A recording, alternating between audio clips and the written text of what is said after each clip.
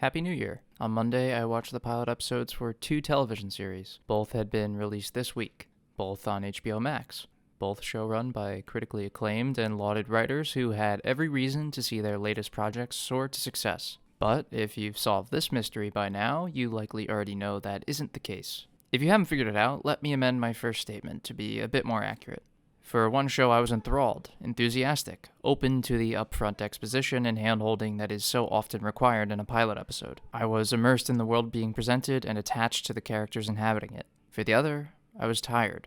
From the first line of dialogue onwards, I was grated, soured on what felt like something more akin to a first draft or lines you'd haphazardly throw at a treatment than something I expect to be in a newly minted pilot on a prestige streaming service. Exhausted by an unending stream of self-referential apologist monologues from characters that somehow managed to feel both like they were winking at the audience to prevent themselves from showing vulnerability, and ashamed at being anything other than in on the joke of the story it was embarrassed to be telling. So, suffice to say, on Monday I watched the pilot episode for one show, and for the other show, I barely made it more than halfway through.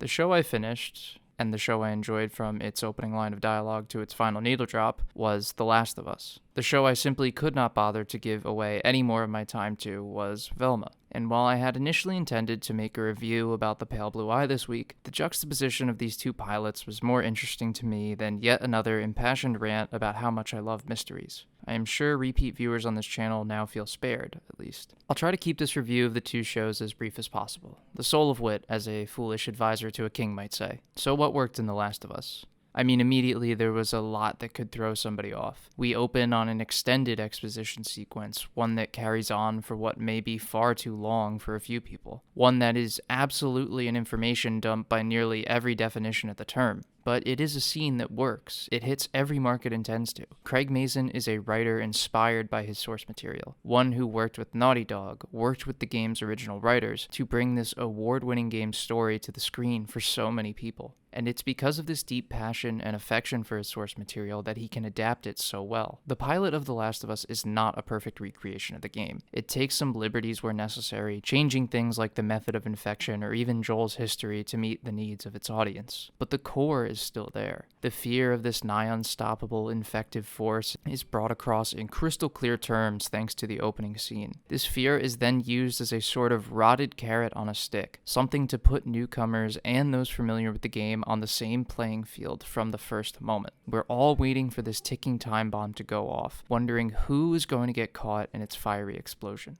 And fear is not the only emotion the cast and crew of The Last of Us captures in its pilot. Hopelessness and grief are abound in the side characters, which are played excellently all around. Despair and tragedy are captured beautifully in Joel's lowest moment. It's thanks to the writer's understanding of their source material, the original work that is meant to inspire them, that they connect us with these emotions. They bring us into the world of the story. They let us feel the same gut punch Joel experiences as the world burns around him and his world is taken from him in an instant. The camera work, the phenomenal performances of Pascal, Parker, and Luna, even the blocking. All of it comes together and puts us into a world ravaged by cordyceps.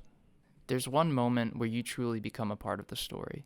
In Joel's very lowest point in his life is when the audience is fully locked in, and it's able to go on this journey and be enticed by what might come in each new scene. And that moment could have only been so beautifully and perfectly captured by someone who appreciates this world, appreciates the story for what it is, for the impact it can have on those who experience it, for the message and meaning it puts out into the world. Someone who loves not only his art, but finds connection and emotion in the art of others. And then there's Velma. In terms of emotion, all I felt was shame. Palpable shame from the writer's room. Visible shame from any and all of the iconic characters. Shame for myself for giving it a viewing metric, quite frankly. Mindy Kaling is a very talented writer, no doubt, and I am sure everyone working on the show has their own merits and achievements and qualifications as well. But I cannot for the life of me understand what the point was. Where is the love, the care for the story you're trying to tell, the passion for the journey that you're promising to take us on? It is impossibly hard to feel any of this, to connect with any of what you're giving me, when you make it so painfully apparent how ashamed you are to simply exist and put this show out into the world.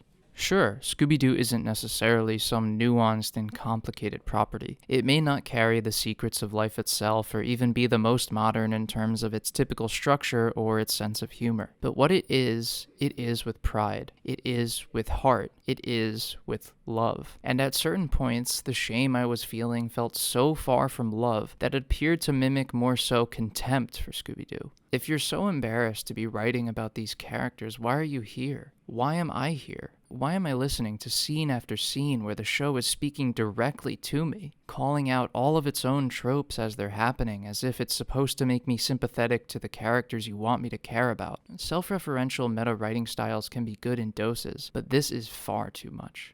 What meta-writing has become in the past decade or so has been a plague on the creative industry, in my opinion. And I say this as someone who not only enjoys, but employs meta and self-referential content in my own works. Granted, my work isn't paying the bills thanks to deals with HBO or Disney, but I would hope there's a higher standard between guy who wants to be a screenwriter and HBO Max show renewed for season 2. It feels lazy. It feels like it saps the mysticism out of the art form. It feels like it devalues the art itself. This wave of Rick and Morty, of Velma, of every other show on the block that thinks it's winning the audience over by constantly winking at it and trying to make it feel like it's your friend instead of a piece of art to be experienced is just suffocating. I feel like this wave is drowning me with corporatist safe play content. I feel like this wave is eroding the art form. I feel like this wave is crashing down and sapping the joy out of so many fantastic bits of television, film, and art that could be otherwise created. I mean, for God's sake, the show is so poorly received, it's somehow united conservatives and liberals. Lefties think it's a psyop written by a closet conservative to bring every imaginary fear right-wingers have about wokeness of Hollywood to life.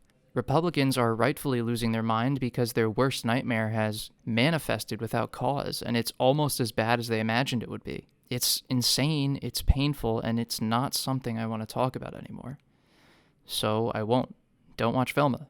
Watch The Last of Us. While both the cast and the crews for each show are supremely talented, likely more so than I'll ever be, one of these I cannot support. Spend your time being told a story that is actually proud of what it could mean to you, that was created with intention and love and passion, that has a chance to change you and impact you.